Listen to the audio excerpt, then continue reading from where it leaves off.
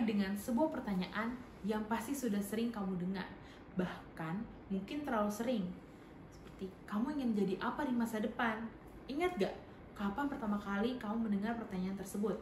Mungkin dari umur 5, 7, 8, atau mungkin masih pertama kali masuk taman kanak-kanak dan kamu dengan polos menjawab, mau jadi polisi, mau jadi astronot, mau jadi princess, atau mungkin mau jadi petugas kebersihan seperti Fizi. Dan umumnya orang-orang di sekitar kamu akan tertawa kecil, mengelus kepalamu dan berkata, ih lucu banget. Sama seperti saya, ketika berumur 5 tahun, setiap kali ditanya ingin menjadi apa di masa depan, pasti akan menjawab tokoh-tokoh pahlawan yang saya mainkan seperti Batman ataupun Indiana Jones yang membantu untuk menyelamatkan bumi. Tapi kemudian, setelah kita tumbuh besar, pertanyaan tersebut akan dijawab dengan jawaban yang lebih masuk akal, harus realistis dan dapat dipertanggungjawabkan. Tiba-tiba, jawaban yang saya ingin bahagia dan merasa senang setiap saat menjadi tidak serius. Tiba-tiba mengatakan saya belum tahu dianggap sebagai tanda bahwa kamu kurang berambisi. Kemudian pertanyaan itu mulai berubah menjadi sebuah tekanan dan bukan lagi undangan untuk bermimpi. Contohnya pertanyaan kamu ingin jadi apa di masa depan menjadi kamu mau kuliah jurusan apa, mau kuliah di mana, dan akhirnya kamu kerja di mana sekarang. Pertanyaan yang sama, namun jawabannya semakin dibatasi oleh ekspektasi sosial. Salah satu orang yang saya dambakan yaitu mama saya, di mana selama hidup beliau selalu berusaha yang terbaik untuk menjadi orang yang sukses dan dianggap wajar oleh orang-orang sekitarnya, seperti menjadi juara kelas, kuliah dengan baik, dan mendapat pekerjaan sesuai dengan jurusannya. Tapi ketika saya tanya, kalau bisa memulai hidup dari awal, apa yang mama akan lakukan? Beliau terdiam sejenak lalu tersenyum dan berkata, saya ingin menjadi guru. Saya selalu suka mengajar. Bayangkan, seorang yang telah melakukan yang terbaik dan melakukan hal yang dianggap orang-orang wajar, ternyata memimpikan hal yang sangat sederhana. Bukan karena itu lebih mudah, tapi karena itu membuatnya merasa hidup. Kisah mama saya menyadarkan bahwa pertanyaan ingin jadi apa di masa depan tidak seharusnya hanya dimaknai secara teknis dan administratif.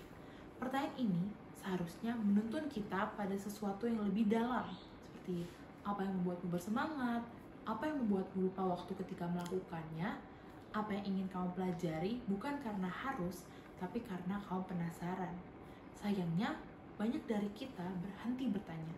Kita terlalu sibuk mengejar jalan yang benar hingga lupa bahwa tidak ada satu jalan tunggal menuju kebahagiaan.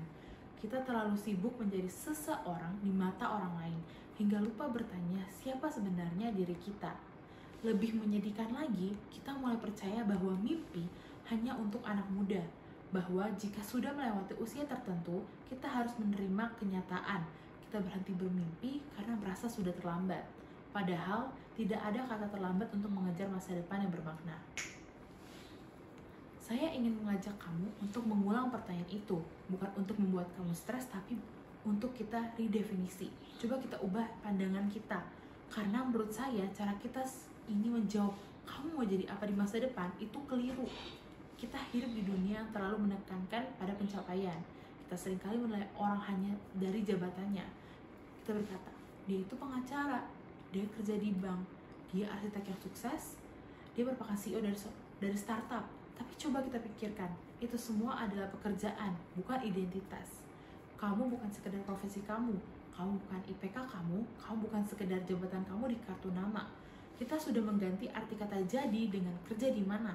Jadi waktu kita bilang kamu mau jadi apa, sebenarnya yang dimaksud adalah kamu mau kerja sebagai apa.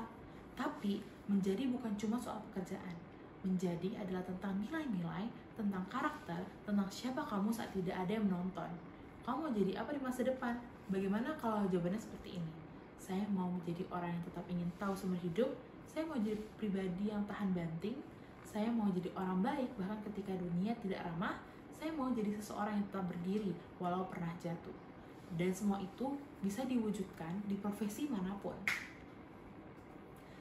Masa depan bukanlah sebuah tempat yang jauh di sana. Masa depan dibentuk dari setiap keputusan kecil yang kita ambil hari ini.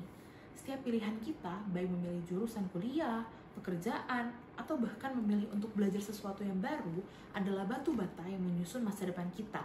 Dan kabar baiknya, kita bisa memilih ulang.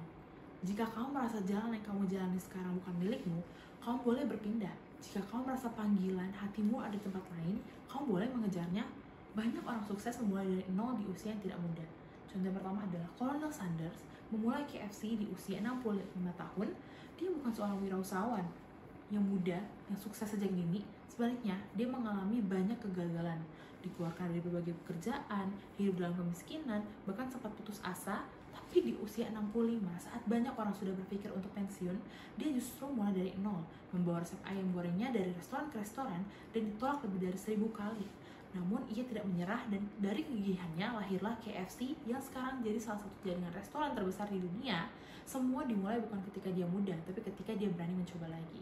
Kemudian ada Vera Wang, mendesain gaun pertamanya di usia 40. Sebelum itu, dia adalah seorang atlet figure skating, lalu menjadi editor di majalah mode Vogue selama 17 tahun. Ia sebenarnya sudah sangat mapan di dunia jurnalistik dan fashion, tapi saat akan menikah, ia kesulitan menemukan gaun pengantin yang cocok dengan keinginannya, dan itulah titik baliknya. Ia mendesain gaunnya sendiri. Dari situ ia memutuskan mengejar hasrat yang selama ini tersembunyi, menjadi desainer gaun pengantin. Kemudian ada Jack Ma yang ditolak berkali-kali sebelum mendirikan Alibaba. Dia gagal masuk universitas favorit, dia melamar ke 30 pekerjaan termasuk menjadi karyawan KFC dan ditolak semuanya, bahkan saat mencoba masuk Harvard. Ia ditolak 10 kali. Tapi dari semua kegagalan itu dia belajar. Dia melihat celah di dunia digital yang sedang tumbuh di China. Dan dengan keberanian yang nyaris gila, ia mendirikan Alibaba. Di awal, ia bahkan dikenal sebagai salah satu tokoh teknologi paling berpengaruh di dunia. Nah, apa yang membedakan mereka? Mereka tidak berhenti bertanya, saya ingin menjadi apa? Daripada kamu terjebak dalam satu jalur karir yang belum tentu cocok, kenapa tidak kamu ikuti rasa penasaranmu? Tanya ke diri sendiri, apa hal yang bikin kamu lupa waktu? Apa yang bikin mata kamu berbinar saat bercerita? Apa yang bikin kamu rela belajar tanpa disuruh? Nah, itu semua adalah petunjuk. Ikuti, gali, dan jelajahi. Biarkan rasa ingin tahu jadi kompas kamu. Karena salah satu kalimat terkuat dalam hidup adalah, saya belum tahu, tapi saya ingin cari tahu. Itu adalah awal dari semua penemuan besar, dari semua perubahan, dari semua perjalanan bermakna. Jadi, kalau ada yang tanya lagi, kamu mau jadi apa? Jawab saja, saya mau jadi orang yang tidak berhenti bertanya dan belajar. Kita juga perlu bicara soal sukses. Karena entah sejak kapan definisi sukses menjadi semakin sempit. Seperti orang itu kaya, orang itu terkenal, orang itu memiliki jabatan yang tinggi, orang itu dikenal oleh khalayak banyak. Nah, namun sukses yang sesungguhnya itu adalah saat kamu hidup sesuai nilai yang kamu percaya, saat kamu merasa damai dengan pilihanmu, saat kamu bisa istirahat tanpa rasa bersalah, saat kamu sukses tapi tetap rendah hati dan angkat orang lain juga. Sukses yang sejati bukan hanya soal hasil, tapi juga soal proses dan dampak. Jadi, jangan biarkan definisi orang lain soal sukses jadi penjara buat hidupmu. Kadang kita merasa harus jadi sesuatu secepat mungkin, seperti di umur 18 atau saat kita SMA, harus sudah tahu mau ambil jurusan apa, padahal saat itu kita belum tahu. Umur 21, kita FOMO terhadap orang lain karena kita harus lulus tepat waktu.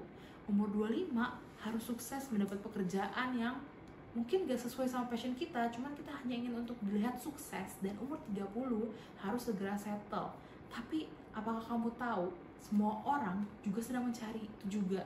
Dan kalau ada yang bilang, aku sudah tahu semuanya, kemungkinan besar dia juga sedang pura-pura untuk tenang. Hidup bukan garis lurus, hidup itu zigzag, belok kanan dan kiri, kadang mundur untuk bisa maju lagi. Jadi izinkan dirimu untuk menjadi proses. Kamu boleh belum tahu, kamu boleh berubah, kamu boleh mulai lagi.